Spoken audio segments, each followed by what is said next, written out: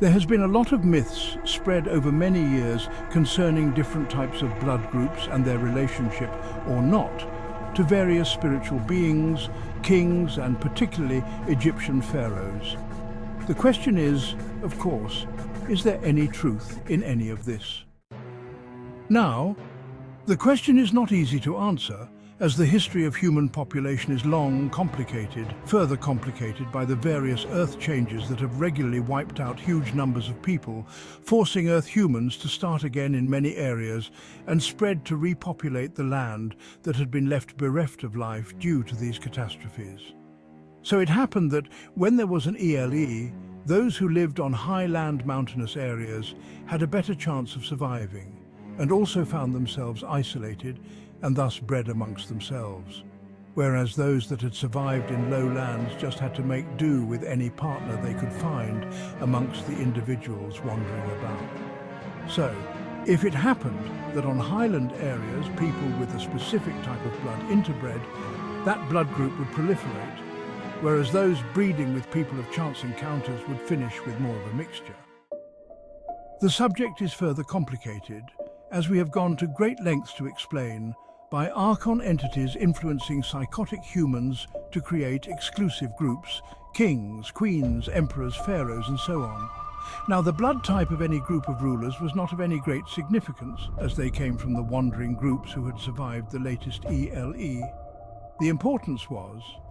that as these people had lost virtually everything in an ELE and had to scavenge, fight, and kill to survive,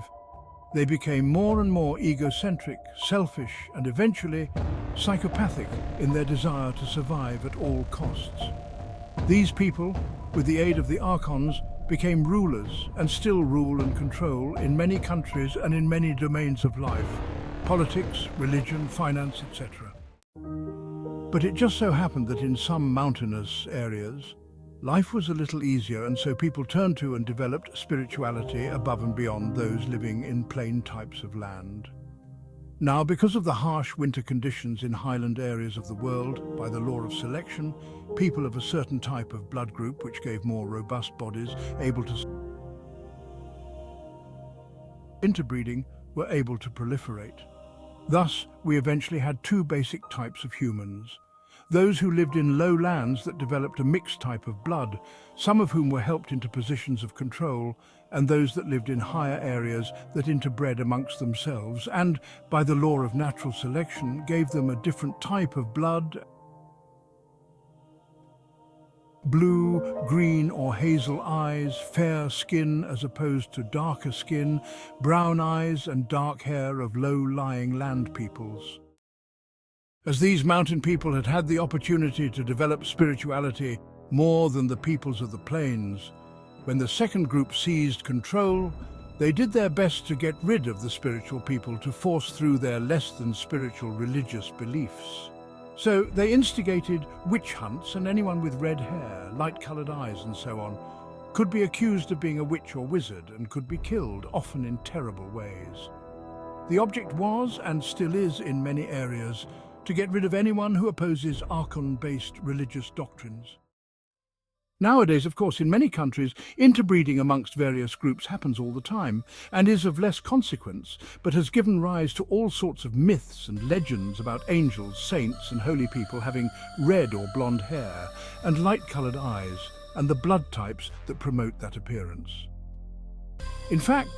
spirituality now is open to virtually all, regardless of blood type, skin, hair, or eye color. On the subject of royal blue blood, that is also a myth. It became a custom long ago for people of so-called noble birth to marry amongst themselves, because what was and is actually happening is that it is easy to brainwash and control a small group of people. So the custom was formed of marriage between members of the same families. That group of people had been specifically trained to be under the influence of Archons and reptilians, and thus to push forward that agenda with which we are all familiar. However, as many of these groups are now discovering, marriage between very small groups tends to promote illness, either physical or mental, which has resulted in problems, and so, reluctantly, they are being obliged to allow others of less than noble birth into their families.